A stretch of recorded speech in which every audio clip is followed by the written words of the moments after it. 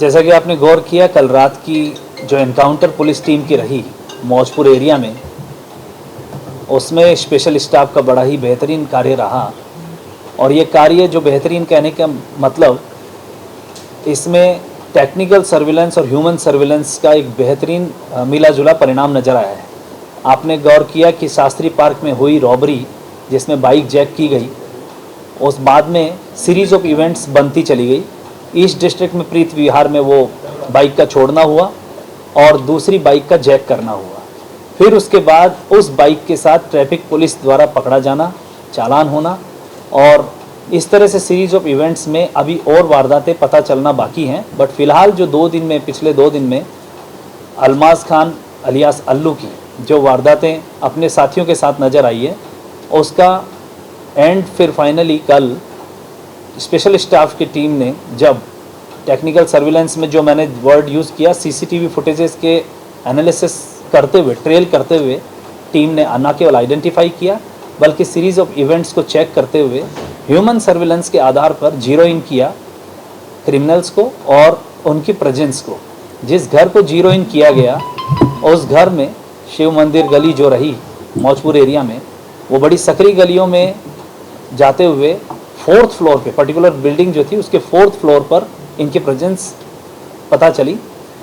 ऐसे में जब पूरी टीम ने पूरी सुनियोजित तरीके से वहाँ उन्हें पहुंचकर 4th फ्लोर पर चैलेंज किया, बाहर निकलने के लिए कहा, तो एक डेवलपमेंट ये नज़र आया कि 3 लेडीज़ बड़ी फुर्ती से उन्होंने दरवाज़ा खोलकर हमारी टीम को मैन हैंडल किया, पुश किया, गिराया, और उसके बाद भागने का जो प्रयास हुआ, हालांकि उनको ओवर पावर कर लिया गया, लेकिन बाद में जब ये गौर किया गया कि दरवाज़ा बंद किया जा रहा है तो पुलिस टीम ने तुरंत हिट किया और दरवाजे को खोलने का प्रयास किया।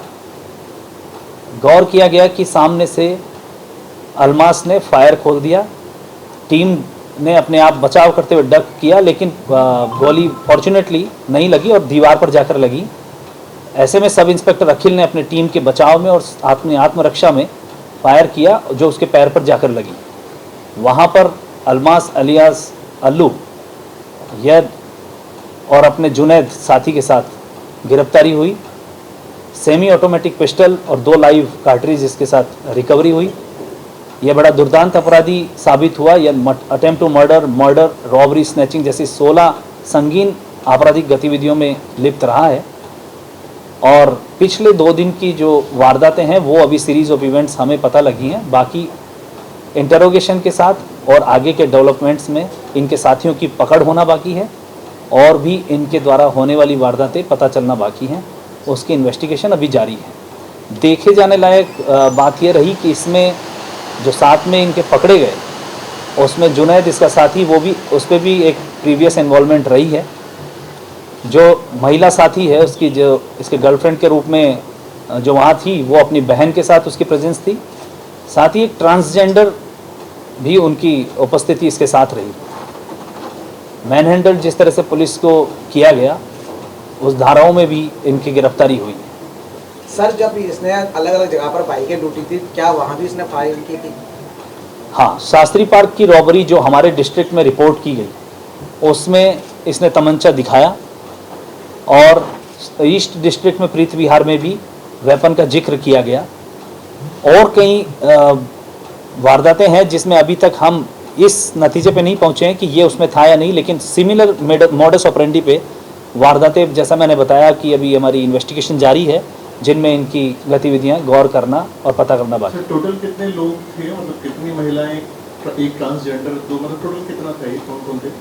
3 महिलाएं, एक इसका साथी जुनैद और खुद अल्माज़ खान अलियास अल्लू। 3 महिलाओं में एक ट्रांसजेंडर के रूप में। कितने टाइम से नजर वहाँ पे?